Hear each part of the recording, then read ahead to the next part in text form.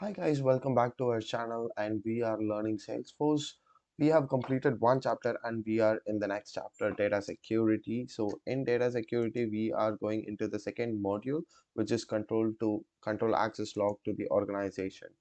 So in this video, you'll be covering about how to create, view or edit users and how to set the password policies for your organization and restricting the IP access or the range at which a user can access their IPs. So and the limit the time the user can log in.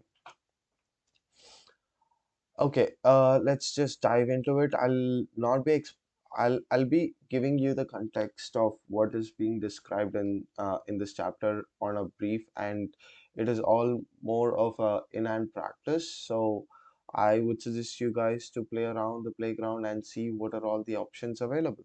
So first thing is like creating a user. You just go to setup, click on users, and then you have a new user option where you just click it and fill in all the details that is required. So the users usually log in using their username and password and not the email address. So that's the difference. And you can also set the user to active or inactive. In Salesforce, you cannot delete a user. So basically, you have to mark a user as inactive if you're going to revoke the access provided to a user.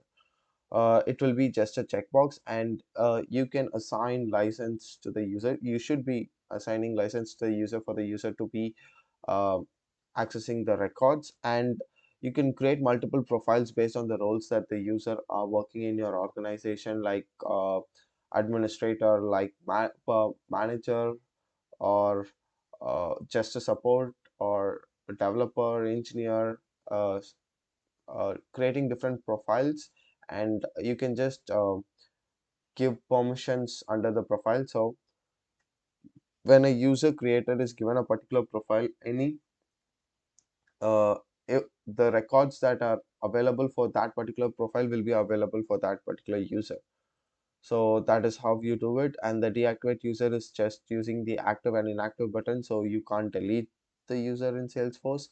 Like setting up a password policy, Salesforce provides a custom background to define how your password policy should be and how many login attempts a user can take. And uh, you can also set a cycle for the password for the user, like for every 30 days or 60 days the user should change their password so that the credentials are uh, changed every once in a while, and the data is secure. That is one way. And then uh, you have a network access option inside setup, so where you can go and specify the IP range on which the users can access. So this is basically limiting the user to access Salesforce org only if they are inside your company or something. So if you're running a company and the company has a wide range of IP addresses, so it is basically your own network, and you will definitely know your IP addresses. So you can limit the Salesforce login access using the IP range, so which helps you to have more secure data. That means the user can't access the data outside your network, or if they are connected to any other network provider or hotspots. So next one is making the user to work only for particular hours. So if a user is supposed to work from 9 a.m. to 5 p.m., and you can say that after 5 p.m. don't allow the user to log in. So when it becomes 5 p.m., the user is automatically logged out and they will not be able to log in back again. Like, or you can also specify the number of hours the user can log in per day.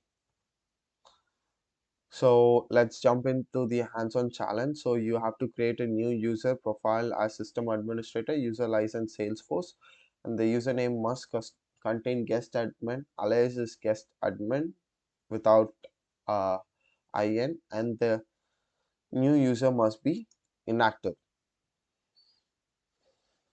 So let's go. Let's go to setup,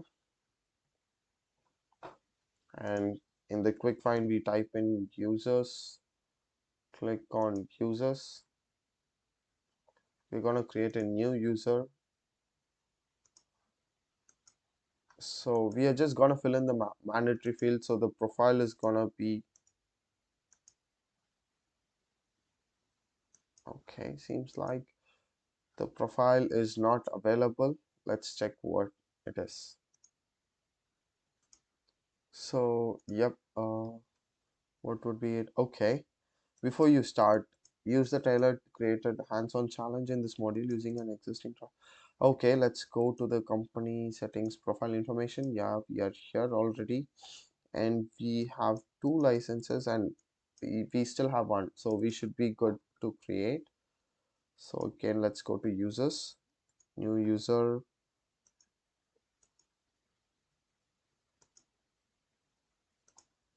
Salesforce, user license, and system admin. I guess yes, system administrator, Salesforce username must be guest admin. So I'll just copy that, and alias will be guest admin, and the last name is, I'll just give admin at admin.com. I'm just removing this user equal to active checkbox.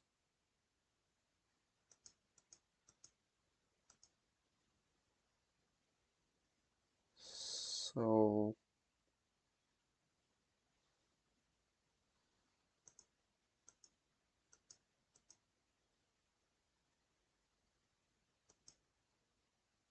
okay, let's try to save it.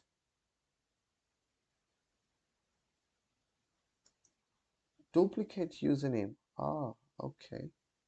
Oh, sorry.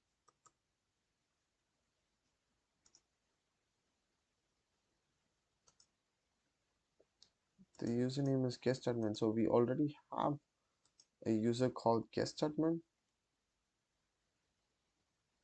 No. I wonder why did that error throw up.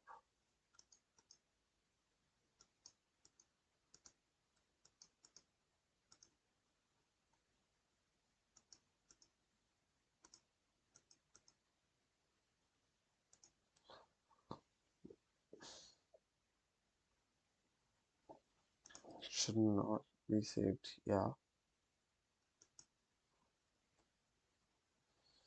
Uh, Trailhead. I'll just give my +1 uh email address. Oh, that's bad.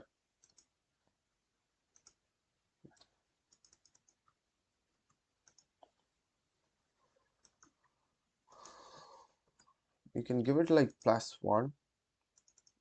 The username is,